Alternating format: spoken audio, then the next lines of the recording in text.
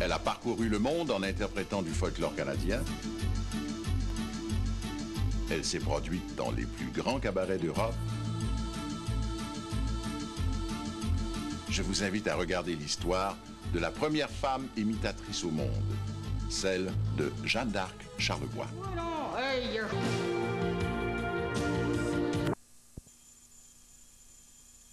La mer, je voyais des lits, mais je dis, où sont les gens? Je voulais les voir, moi.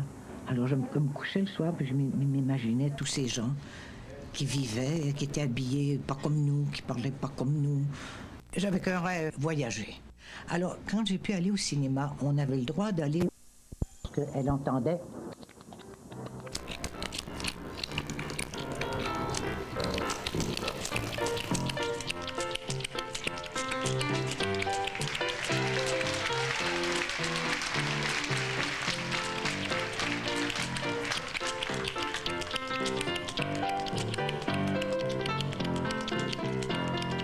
C'est les petites filles d'école qui m'ont dit, il faut aller à la radio, il y a un programme d'amateur. Mais j'ai dit, mon père ne me laissera jamais aller là.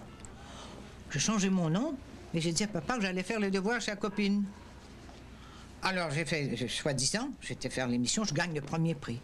J'entre à la maison, mon père me dit, t'aurais dû rester à la maison. Il y a une petite fille qui a fait des imitations, j'avais jamais entendu quelque chose comme ça. Il savait pas, lui. Je faisais ça qu'à l'école, jamais chez moi.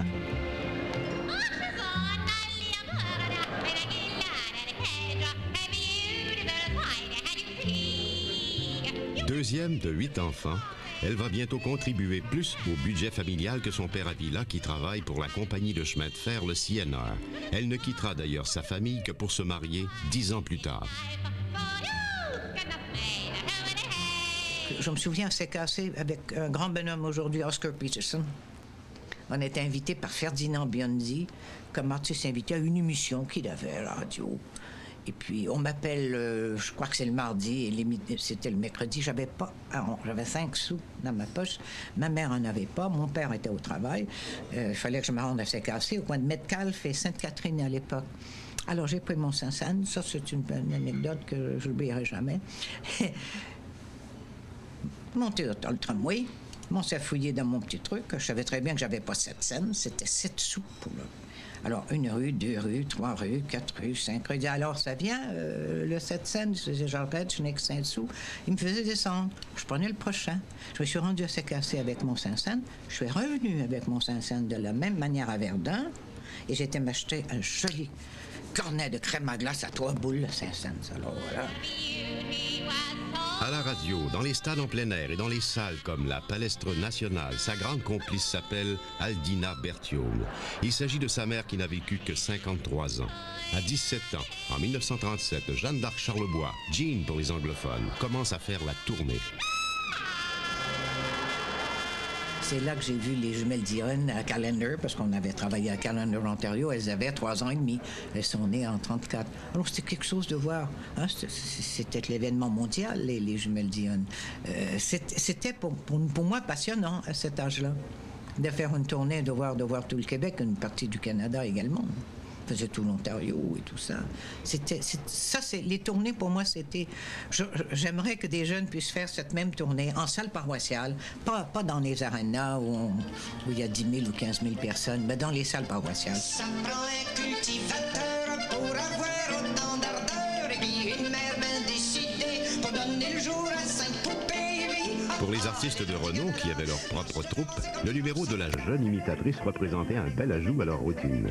Entre les étonnants sons musicaux qu'elle reproduit avec sa bouche, elle sert aussi des imitations bien ficelées des vedettes populaires à la radio, dont les grands incontournables, la Bolduc et Fridolin.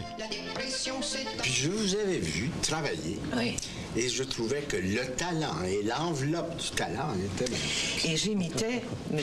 Mercier-Gélinas à tel point qu'un jour, j'étais habillée avec le costume de hockey, assis sur le dossier d'une chaise, et on avait ouvert le rideau, je ne sais pas si c'était à la Palestre nationale, c'était radiodiffusé avec public, et vraiment, les gens, quand ils disent « Bonsoir tout le monde, comment ça va? Et de souffrance, je suis content de vous voir. » C'est aux filles de campagne que je chante cette chanson. Vous êtes la fleur des montagnes recherchée par nos garçons. Madame Bolduc, elle, ne prisait pas du tout le fait qu'une jeune artiste la caricature. Et un beau matin, les Charlebois se font servir une mise en demeure par les avocats de la chanteuse qui croyaient qu'on se moquait d'elle. Dans cette place-là, je vous le dis que les filles... Et comme j'étais mineure, on n'a pu rien faire. Et à l'âge de 19 ans, donc en 1939, au congrès des racketteurs à Sherbrooke, je me retrouve avec Madame Bolduc et Monsieur Guimont, le père Guimont, et Madame Béliveau. Et je dis, dans le taxi, on était venu nous chercher au train, j'ai dit au monsieur, je ne fais pas Madame Bolduc. Elle m'a entendu. Elle a dit, non, tu chantes la chanson, tu fais l'imitation. J'ai compris que c'était un honneur. À 19 ans, au Forum, Jeanne d'Arc est couronnée reine des catcheurs par les lutteurs qui font la tournée des stades avec les gens de spectacle. Tout semble sourire à la jeune Jeanne d'Arc, mais elle apprend vite que la vie d'artiste peut porter ombrage à l'amour. Le premier amour, je crois, c'est l'amour le plus important. À 18 ans ou 17 ans, j'ai connu un jeune homme qui habitait à Limoilou, à Québec, et qui était, si vous voulez, l'advance manager qui posait les affiches partout où on allait. Et ce garçon, j'en avais vu plusieurs voyageurs, mais lui, il y a eu le béguin pour moi et ça a été réciproque. J'aimais beaucoup cet homme. J'ai jamais demandé son âge, mais j'ai l'impression qu'il était plus âgé que moi. Il avait peut-être 23, 24 ans à l'époque. Il était beau. Et un jour... il venait me voir tous les 15 jours. Il prenait le train de Québec. Comme il disait, je prends le train. Et il venait me voir. Et mon père s'assoyait sur le divan. Et puis il nous regardait toute la soirée. Alors, si on pouvait se toucher les mains sous la grande robe. On avait des robes qui étaient grandes à l'époque. On mettait la main sous la jupe, puis lui me prenait la main. On pouvait rien faire, vraiment. C'était l'époque pure, hein. Et il repartait, tout content de m'avoir vu. Et un jour, il dit, il faut que tu rencontres mes parents parce qu'ils m'avaient demandé de l'épouser. Et je suis allée. Sa maman était très précieuse et j'ai vu qu'elle n'aimait pas les artistes.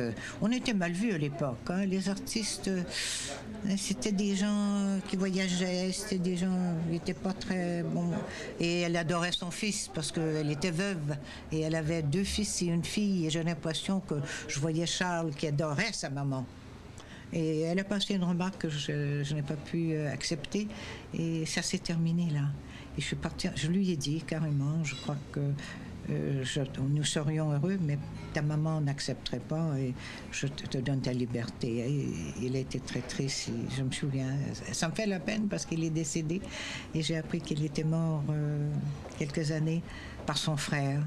Je donnais un spectacle avec Jean Carignan à Sainte-Foy. Et ce bonhomme est venu à moi et il m'a dit... Et la première chose que je lui ai demandé, comment est Charles? Il m'a dit, c'est pour ça, il dit que je veux te voir, il est décédé. Mais il m'a fait promettre de te dire qu'il t'avait aimé jusqu'à la dernière minute. Alors ça m'a fait mal, vraiment, ça m'a fait beaucoup de peine.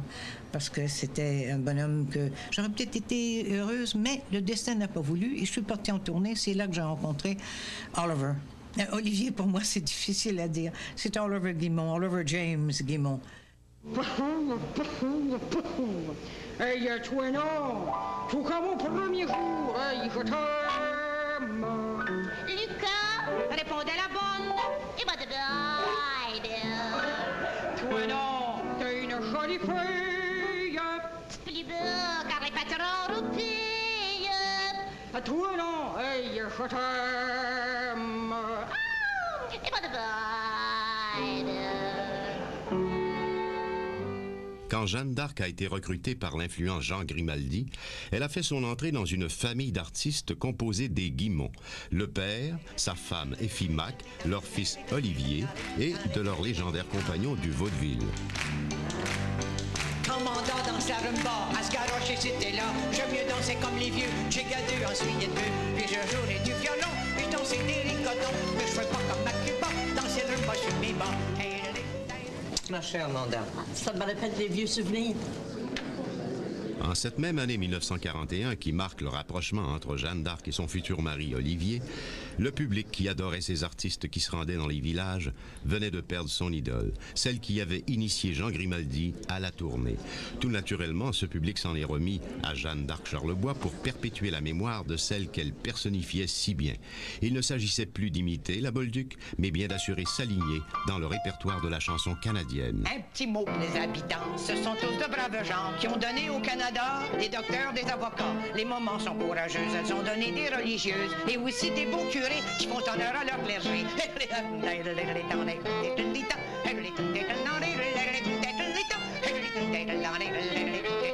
Ce que j'ai aimé chez Madame Bolduc et que j'ai apprécié beaucoup plus tard, c'est les paroles de ses chansons. On retrouve l'histoire du Québec dans les chansons de Madame Bolduc. Mes amis, je vous assure que la vie est bien dure. Il ne faut pas être découragé, ça va bien vite recommencer.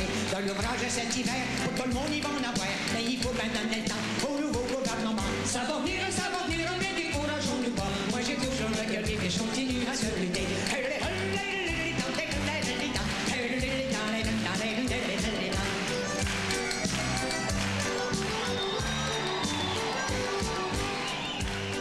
Aujourd'hui, je peux vous dire, soyez bien fiers de ma mère parce qu'elle est connue dans 15 pays d'Europe et elle chante ses chansons dans 15 pays d'Europe. Dieu merci à Jeanne d'Arc Charlebois, la Charlebois. Ça va venir, mais décourageons-nous pas. Moi j'ai toujours le cœur vif et je continue à se lutter.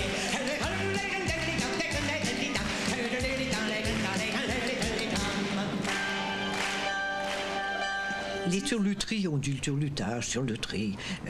Elle a créé quelque chose. Parce que les vieux de l'époque, il n'y avait pas d'instrument, il n'y avait rien. Et pour bercer les enfants, les grands-grands-pères, moi je me souviens même mon grand-père, prenait les bébés, puis...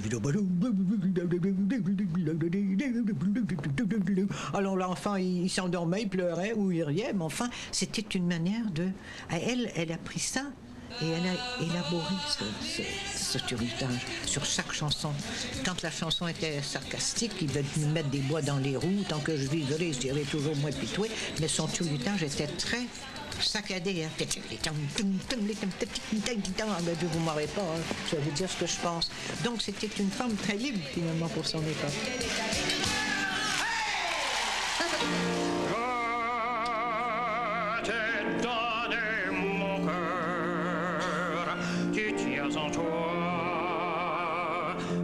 À 26 ans, plutôt que de rentrer chez son père après la tournée, Jeanne d'Arc mise sur le bonheur de vivre la vie d'artiste à deux. Et les Grimaldi acceptent d'être témoins au deuxième mariage d'Olivier Guimau. Puisqu'il était marié et divorcé, donc on ne pouvait pas se remarier à l'Église catholique, donc je l'ai épousé à Woonsocket, Rhode Island. Et dans cette même tournée, 2 mois après, j'étais dans ma loge, je sors de ma loge, j'arrive en coulisses, il est en train d'embrasser une très jolie fille qui n'est pas du tout dans la troupe.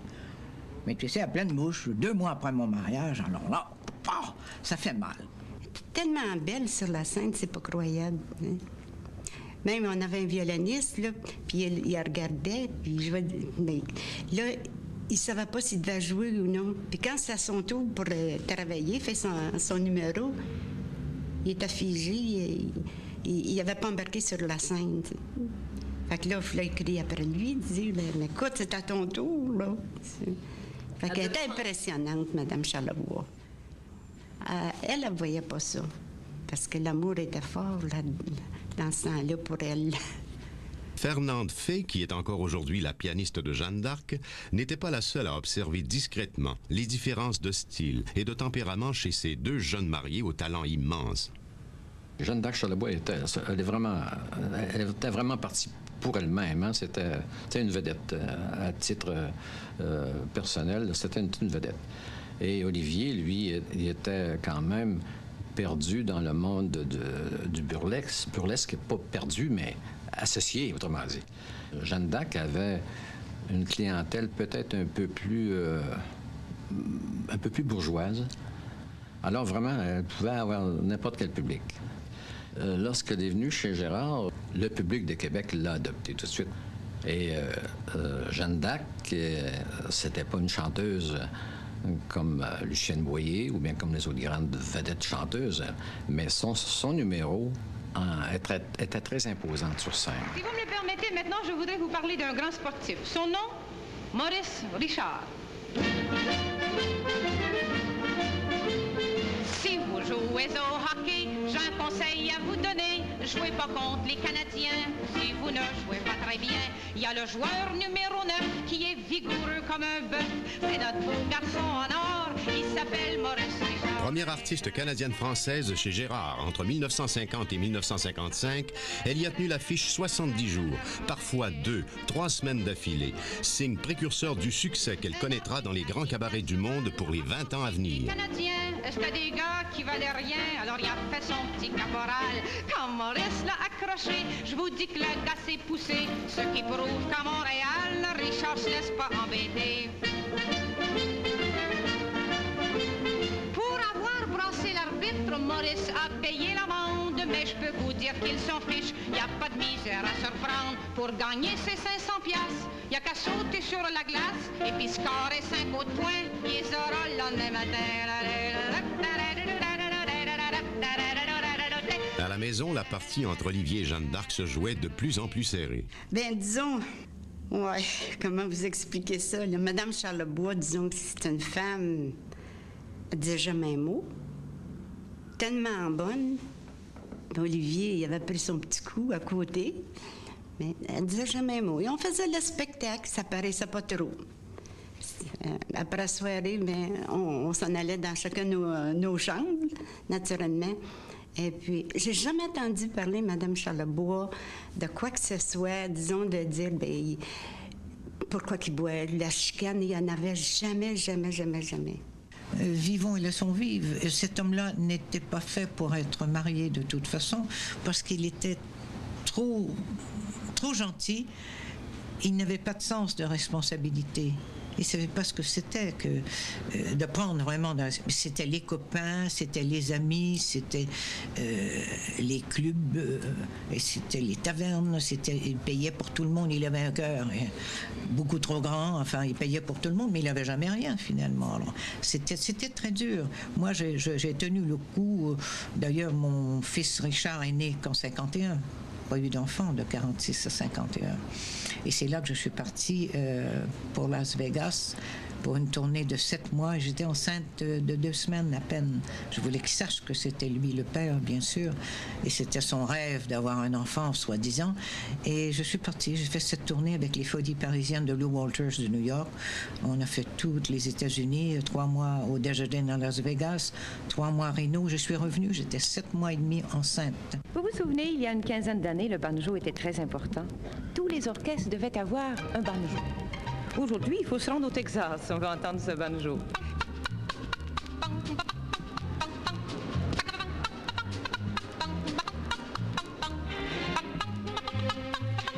Et j'ai vu mon enfant, et il n'était pas là non plus. Il n'était pas là quand je suis arrivée de Las Vegas. Et il m'avait supplié de venir lui donner cet enfant. Je lui ai dit oui, je vais revenir.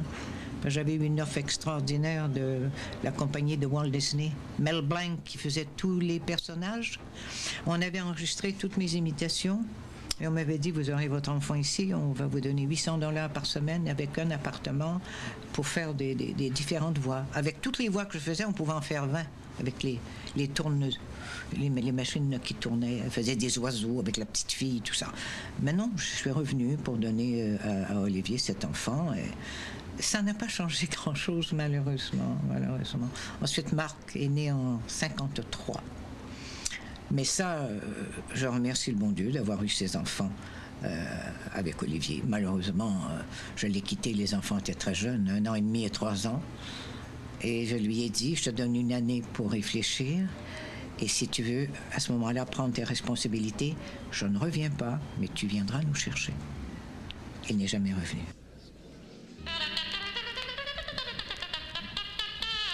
En 1952, Jeanne d'Arc était même passée à l'émission de Ed Sullivan, Toast of the Town. Mais ce sera finalement Olivier lui-même, en piquant un peu l'impresario Francescaro, qui va fournir à sa femme l'occasion de le quitter sans créer trop de remous. Un soir, Olivier Guimond vient me rencontrer au Continental. Il y avait Adrien Drius qui était là à ce moment-là. Et il était en boisson et il m'engueule devant tout le monde. Il m'engueule devant tout le monde parce qu'il me dit que je ne m'occupe pas des artistes canadiens, que je ne m'occupe pas des artistes québécois, que je m'occupe seulement que des Français ou des Américains. Et effectivement, c'était comme ça. Alors il me dit, moi j'ai ma femme qui est formidable, puis tu pourrais au moins avoir la décence de venir la voir travailler. Alors je vais la voir là-bas, et effectivement, elle faisait un numéro qui était formidable. Oh, petite vieille, tout comme au premier jour, je t'aime. Mon vieux, répondait maman. Il boit de même. Te souviens-tu de notre boudoir rouge? Plus beau comme les enfants repoussent. Petite vieille, je t'aime.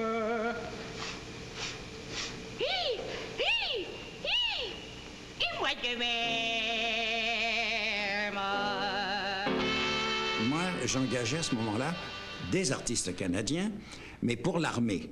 C'est-à-dire, j'engageais tous les artistes qui allaient au Japon et en Corée et en France. Alors, j'ai dit, si tu veux, je vais t'engager pour aller au Japon et en Corée. Pour Jeanne d'Arc, qui a toujours envie de voyage et qui a maintenant visité le Québec, la Nouvelle-Angleterre et New York de fond en comble, c'est enfin l'occasion d'aller outre-mer.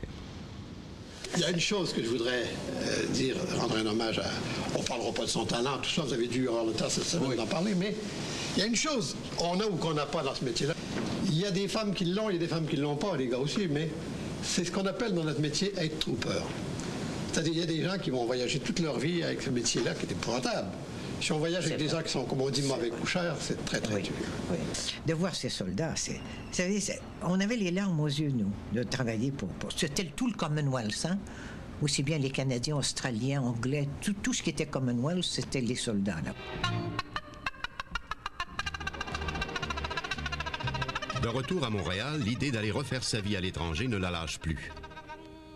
J'ai travaillé le civil en 1955 avec les Delta Rhythm Boys et il y a eu Tavel et Marouani qui accompagnaient Beko à Montréal. Et il est venu au civil pour voir les Delta Rhythm Boys. Et il m'a vu également. Et là, M. Marouani m'a dit, vous, le jour où vous viendrez à Paris, voilà ma carte. C'est les plus grandes agences de France, Tavel et Marouani. Voilà ma carte, je vous attends. Là, ça n'a pas sorti dans l'oreille d'une sourde. Moi, pour aller en France, il lui fallait un contrat. Parce que la loi ici était bien bizarre. C'est qu'une femme mariée ne pouvait pas quitter ni le Canada ou le Québec, à moins que son mari lui donne l'autorisation. Il fallait qu'il signe un papier comme quoi il autorisait à sortir du Québec ou du Canada. Et effectivement, Olivier Guimond ne voulait pas. Il ne voulait pas, et il y avait des raisons à cela. Alors, on les saura dans quelques instants. À ce moment-là, je lui dis, écoute, on va faire une chose, je vais te faire un faux contrat. Elle devait rencontrer Tavel et Marouani, qui étaient les plus grands impresarios à Paris à ce moment-là. Je dis, je vais te faire un contrat. Ça sera un faux contrat, mais on va le faire voir à Olivier. Quand Olivier verra le contrat, ben, à ce moment-là, il va te laisser partir. Mais c'est pas ça. C'est qu'elle veut aussi que les deux enfants soient marqués sur le passeport. Et ça marche pas, ça. Il veut bien la laisser sortir, elle, mais pas les enfants. Et s'il ne signe pas, les enfants ne peuvent pas non plus partir. C'était la loi à ce moment-là. Le mari était maître et seigneur.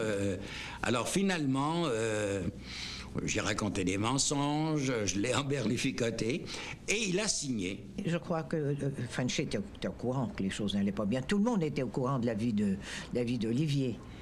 On n'en parlait pas beaucoup, mais tout le monde le savait. Il l'aimait, mais je présume, c'est pas moi de me mettre à sa place pour le dire, mais je présume qu'il connaissait la valeur de Jeanne d'Arc. Et il y avait peut-être une certaine jalousie à un moment donné, c'est possible. Mais il était complexé de son père. Il disait toujours que son père était trop populaire. Ça lui mettait les bois dans les roues. Et après qu'il était décédé, je lui ai dit, écoute Olivier, voilà, maintenant, la route est libre. Alors là, tu es formidable, tu es un grand artiste. Parce son père avait fait le gala des artistes au Saint-Denis où il avait fait un triomphe. Et comme il avait fait ce triomphe, on a invité le fils avec Denis Drouin. Mais ils sont arrivés tous les deux tellement sous qu'ils ne se rappelaient plus du... Moi, je ne suis pas allée. J'ai dit, je vais écouter à la radio. C'était retransmis. Ça faisait pitié, vraiment. Alors, ça a été pour lui une déception. Il pleurait toujours, tout ça. Et il était très sensible, Olivier. Alors, je lui ai dit, maintenant, c'est triste que ton papa soit décédé, mais là, la route est à toi. Il dit, non, toi, tu es dans mon chemin. Parce que moi, je faisais les boîtes de nuit à l'époque où je gagnais 3 fois ou 4 fois son salaire. Il n'était pas jaloux. Il était complexé. En août 1955, Olivier Guimond et sa mère Effie Mac sont à New York pour faire leurs adieux à 3 passagers de l'Île-de-France, Jeanne d'Arc, Richard et Marc. Pour elle, c'était la seule solution. Mais par contre, elle est partie dans un moment où elle était en demande, beaucoup en demande. Elle était une grande vedette là, dans ce temps-là. Mais elle est partie quand même. Parce qu'on avait beaucoup des conventions, surtout à l'Hôtel Mont-Royal, Windsor. C'était des grosses conventions, même à Toronto. Nous sommes allés à Toronto 3-4 fois. J'ai rencontré Odette Laure sur la rue qui ouvrait l'Odrador aux Champs-Élysées et qui m'a dit, il faut que tu viennes auditionner. Jeanne, viens auditionner. J'ai dit, merde, je quitte chez Gérard 6 semaines à un salaire très élevé. Et je m'en vais auditionner. Un nouveau pays, ils ne me connaissaient pas. J'ai auditionné. Et ça fait sensation parce que là, les propriétaires ont réalisé que j'avais quelque chose que personne n'avait amené en France. Il a voulu me signer pour 6 mois. Moi, j'ai dit, là, à 4 $ par jour, 20 francs par jour. J'ai dit, non. J'ai dit, je suis en vacances pour 15 jours avec mes enfants. Pour m'amuser, pour voir la réaction. Je l'avais vu, la réaction. À bord de l'Île-de-France. C'était des Français, alors j'avais vu que ça prenait très bien. Je dis, je veux bien vous donner 15 jours, tiens. Bon, 4 $. Je l'ai fait.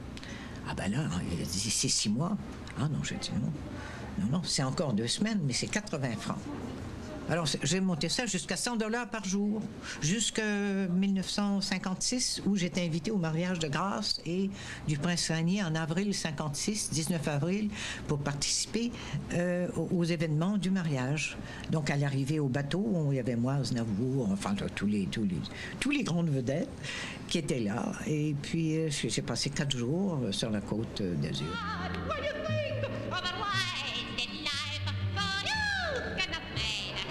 Les Européens ont reconnu d'emblée son talent. Par contre, ils avaient de la difficulté avec ce prénom dont avaient hérité tant de petites catholiques nées la même année qu'elle. L'année où Jeanne d'Arc a été canonisée sainte, 1920. Alors tous les mamans appelaient leur fille au Canada Jeanne d'Arc. On pensait faire des saintes avec tout ça. Ah ben, ils ont dit, c'est incroyable. Vous vous appelez Jeanne d'Arc? Alors, dans les journaux, inutile de vous dire, Jeanne d'Arc traverse l'océan et nous fait entendre ses voix au drap d'or. Jeanne d'Arc brûle les planches au Folies Bergère. Alors, même après que j'ai eu changé mon nom, on parlait encore de Jeanne d'Arc. Alors, j'ai changé Jeanne d'Arc, j'ai enlevé le C, j'ai pris Bois. Dernière syllabe de Charlebois, ça a fait Jeanne d'Arc-Bois. Et j'ai travaillé pendant 17 ans sur le nom de Jeanne d'Arc-Bois en France. Elle nous emmenait partout. On était habillés comme des petits princes. Elle s'occupait de nous, elle ne nous laissait jamais. Sauf quand, par la suite, elle est partie à l'étranger. Mais en France, on allait très souvent au spectacle. Vous savez, j'ai dû rentrer à l'école, je crois que j'avais 7 ans. Très, très tard. J'ai pas fait la maternelle. La maternelle, ça a été les voyages, ça a été les spectacles, ça a été tout ça. En Suède, Louis Armstrong était dans une boîte, j'étais dans l'autre. On se voyait tous les soirs pour manger ensemble. Maurice Chevalier, où j'ai fait le Sporting Club de Monte-Carlo avec Maurice Chevalier, les Bluebell Girls, où il y avait la Garcan, Grace Kelly, le prince Ranier. J'ai eu le bonheur aussi de rencontrer la duchesse de Windsor et le duc de Windsor. Au Shape Headquarters, c'était l'armée. Le Shape, c'était le quartier général de l'armée américaine qui était cantonné en France et en Allemagne. Donc, on faisait les tournées dans toutes les bases militaires de l'Europe, aussi bien en Turquie qu'en Allemagne, tous les bases radars, les bases secrètes et tout ça. Très intéressant. J'ai travaillé, je crois, pour 45 000 soldats américains et canadiens, donc à Düsseldorf et à La Haye. Il y avait une base canadienne là, alors c'est intéressant. Donc j'ai fait vraiment une carrière extraordinaire, aussi bien chez moi qu'en France, qu'en Europe. J'ai fait l'Europe entière, tous les casinos de l'Europe, je les ai faits. Donc. Quelquefois, les gens se disent, c'est bien joli, c'est une carrière outre-Atlantique, hein, mais qu'est-ce qu'ils ont fait là-bas, on n'en sait rien. Mais je voudrais dire que je vais apporter mon témoignage. Dans le cas de Jeanne d'Arc, je l'ai applaudi au Drap d'Or. Et puis le Drap d'Or, c'était pas une petite boîte, hein? Non. Les banquettes de velours, hein, ça s'appelait pas le Drap d'Or pour rien. Oh, c'était merveilleux. Quand j'étais petite fille et que j'allais à l'école, je chantais une chanson que j'aimais bien. Et c'est « Vive le vent ». Écoutez.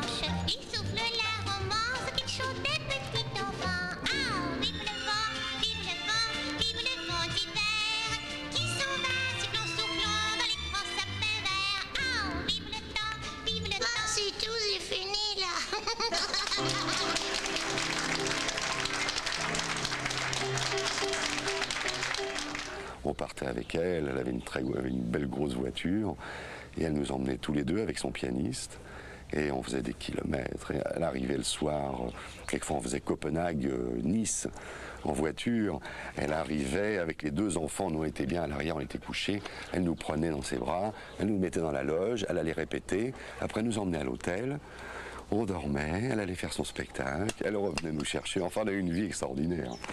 À Noël, j'avais tous les cadeaux, il y en avait, hein, de ton grand-papa, de ta grand-maman, de ton père qui t'adore, mais Marc, mon petit Marc, il a 9 ans, il m'a dit merci pour le cadeau, maman. Il dit tu perds ton temps, c'est ton écriture partout, on sait très bien de qui ça vient. Mais en 1964, la quiétude est brisée à jamais. Au Québec, Manon Brunel met au monde le dernier fils d'Olivier Guimond, Luc. La même année, le 5 août, au Danemark, Jeanne d'Arc et ses garçons font une balade avec des amis qui va s'avérer fatale. Le destin, une petite 2 chevaux, une Citroën 2 chevaux, ce qui est le plus petit comme voiture. Marc voulait monter devant et Jean-Gabriel, qui était le garçon de 23 ans, a dit « Laisse monter ta maman, elle a des grandes jambes, et toi tu montes derrière avec son copain et Richard. » Et puis je me suis retournée, j'ai dit « Ça te fait rien, Marc ?» Il dit « Non, je t'adore. » C'était les dernières paroles de mon pauvre petit Marc, qui, le train a frappé, on était frappé par un train à passage à niveau. Le feu était vert, passage non gardé. On venait de la droite. Pour tourner à droite, il y avait des arbres qui couvraient le rail. On ne pouvait pas voir la locomotive venir, qui n'a jamais sifflé. La gare était à même pas 1 kilomètre, on voyait la gare. On a traversé, et quand les roues arrière ont été sur le rail, le garçon qui était entre les deux dit « Fais vite, le train s'en vient ». Il a frappé le côté où Marc était, bien sûr. Et Richard n'a rien eu. Et la voiture est partie, bien sûr, a fait 7 tonneaux dans les airs et est retombée sur ses 4 roues. Moi, j'ai été éjecté de la voiture. Jean-Gabriel est resté dans la voiture, mais tout le pare-brise lui était entré dans la tête. C'était vraiment une horreur. Si c'était il n'y a pas 34 ans, je ne pourrais pas en parler. Olivier est allé en Europe pour les funérailles. En fait, j'ai rencontré mon père donc une première fois à l'âge de 10 ans, quand il est venu avec une troupe théâtrale, je ne sais plus laquelle. Donc je l'avais vu pendant une journée, on avait été déjeuner à Paris. Et ensuite, je l'ai vraiment revu, effectivement, à la mort de Marc, mon frère. Et là, on a passé quand même 2-3 jours ensemble, effectivement, très pas gai, hein. Le divorce de Jeanne d'Arc Charlebois et Olivier Guimond a été prononcé en 1969, 23 ans après leur mariage aux États-Unis et 14 ans après leur séparation. Richard, leur fils, est entré dans le métier quand il était encore adolescent. Il est devenu comédien accompli, la voix officielle, entre autres, de Harrison Ford en français. Après la mort de son frère, Richard est resté longtemps le seul homme dans la vie de sa mère. J'ai eu un ami là-bas, mais jamais habité avec personne. Jamais j'ai eu quelqu'un qui habitait chez moi, que je voyais tous les 2 mois. Moi, je partais, hein, et 2 mois, 3 mois, parce qu'au Danemark, j'ai eu un contrat d'exclusivité durant 10 ans. 3 mois à la même boîte. 3 mois par année durant 10 ans. Donc, l'ami, moi, c'était quelqu'un qui était prêt à accepter ça. Autrement, c'est temps pour me faire vivre. Autrement, moi, je continue ma vie, je travaille pour mes enfants. Et c'est ce que j'ai fait. Et je m'étais juré, jamais je ne referai ma vie avant que mes enfants aient atteint l'âge de 18, 19 ou 20 ans. Alors, je me suis remariée, j'avais 64 ans, après 30 ans. Mais elle a gardé tout ça pour elle-même. Disons, ça ne s'efface pas comme ça, une vie avec Olivier. Ça ne s'oublie pas tout de suite aussi. Et quand elle est revenue ici, elle n'a pas fait de choses extraordinaires, ni rien du tout. On ne l'a pas auréolée d'une gloire qu'elle avait gagnée en Europe. Car aussi, ça, c'était un problème, à part les Vigneault, à part ces gens-là qui sont revenus avec une certaine gloire, ou à Félix Leclerc. Mais je peux dire que, par exemple, en France, elle avait un succès qui était beaucoup plus important que celui de Félix Leclerc. En autant que moi, je suis concerné. Parce qu'elle pouvait se permettre d'aller aux Folies Bergères que jamais Félix Leclerc n'aurait pu aller aux Folies Bergères. Lui, il a travaillé aux 2 ânes, il a travaillé dans plusieurs cabarets, mais il n'a jamais été chef de revue ou quoi que ce soit, alors qu'elle pouvait le faire. C'est pas la même chose, mais quand elle est revenue ici, on ne lui a pas accordé ce qu'on lui devait. Préparons-nous son père pour fêter le jour de l'an. On va faire des bonnes tourtières et puis du bourracou de l'ancien temps. C'est dans le temps du jour de l'an. On se donne la main, on s'embrasse, c'est le bon temps d'en profiter. Ça revient qu'une fois par année. C'est la mort d'Olivier, le 21 novembre 1971, qui a décidé Jeanne d'Arc à rentrer au pays. À l'époque, le climat était chargé d'émotions et ce retour a fait l'objet de toutes sortes d'interprétations. Mais c'est pour ça que je suis revenu. Je ne serais pas revenu autrement. C'était pour protéger un peu les intérêts de mon fils. Mais ça n'a pas réussi. Mon fils est venu à ses funérailles. Moi, je ne pouvais pas me permettre.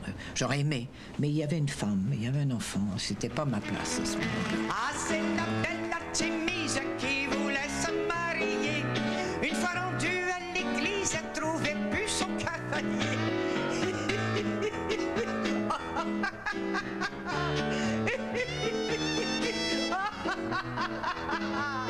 Est-ce que ma mère était heureuse?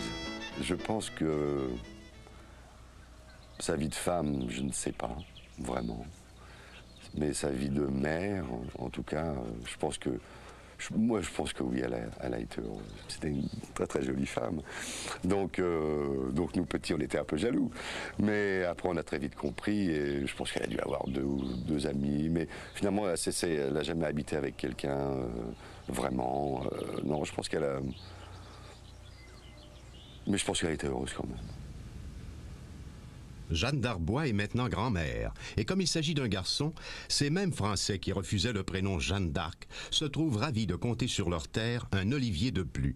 En 1984, grand-maman a épousé un Américain dont la vie avait croisé celle d'une amie de bien des gens du show business québécois, Dora Normandin.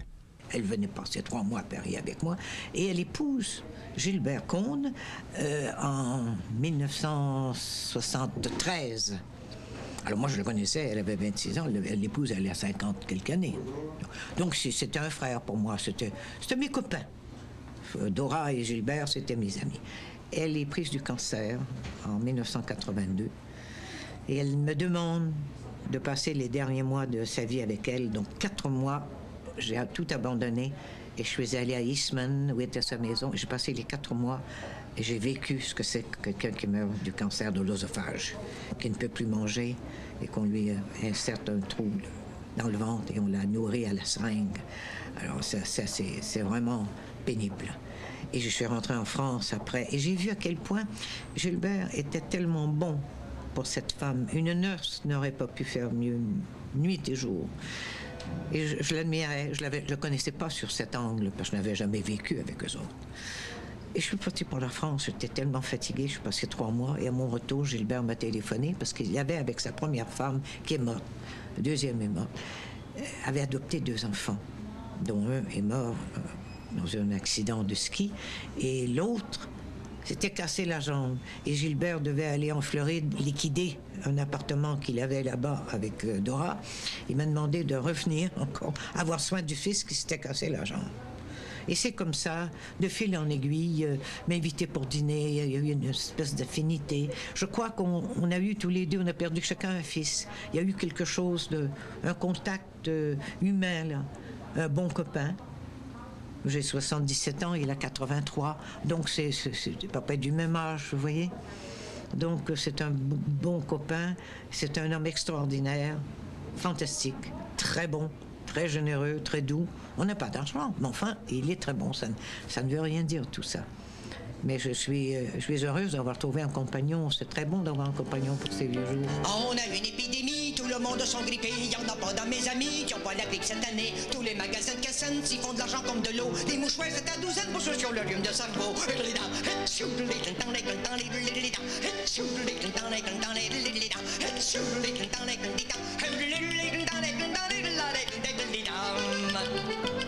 Le public québécois continue de voir en Madame Charlebois l'héritière spirituelle de Madame Bolduc. Un héritage qui a été scellé par une autre rencontre fortuite avec un chauffeur de taxi pas ordinaire. Il dit, vous êtes Jeanne d'Arc Charlebois? J'ai dit, oui. Il dit, c'est Jean Carignan. Oh, ben là, j'ai dit, ben bien sûr, je vous connais de nom, je me souviens de vous, bien sûr, avant mon départ. Il dit, qu'est-ce que vous faites? Ben, je dis, pas grand-chose, vraiment. Ben, il dit, moi non plus. Vous voyez, il dit, je suis dans mon taxi. Il était en train de tricoter quand j'ai pris le taxi. Il tricotait. Il passait le temps, il faisait du tricot. Il dit, moi, je tricote. Et puis, il est arrivé que quelqu'un a acheté les droits de Mme Bolduc à Flansburg, à Burlington. Et on voulu avait fait un disque avec Carignan. Et Carignan, lui, il dit, ben écoutez, ils ont acheté des droits sur Mme Bolduc. Il dit, vous devriez faire un disque. Puis il dit, je vous accompagnerai avec Gilles Lausier, qui étaient les 2 plus grands folkloristes. Hein. C'est fait un bigouette, l'avez-vous vu passer? Il y a le corps comme une barouette et puis le bout du nez cassé.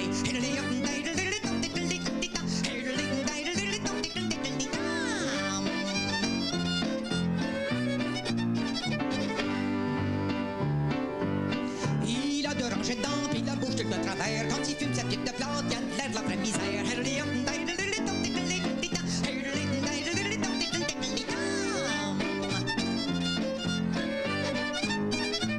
Aujourd'hui, quand je vois ces gens où je fais des spectacles dans les centres culturels, et les gens viennent et pleurent parce que je leur rappelle tellement de souvenirs du passé. Ils disent, on n'entend plus ça, il n'y a plus personne qui nous parle. On est comme des morts, on est oubliés. Tu sais, c'est comme vous allez dans les foyers, comme j'ai fait au Lac-Saint-Jean, 23 foyers d'âge d'or dans un mois, eh bien, vous voyez des gens de 80, 95, mais qui se rappellent la robe que je portais à l'âge de 17 ans. Je vous présente comme première imitation celle d'une trompette. Voici Chiribiribine.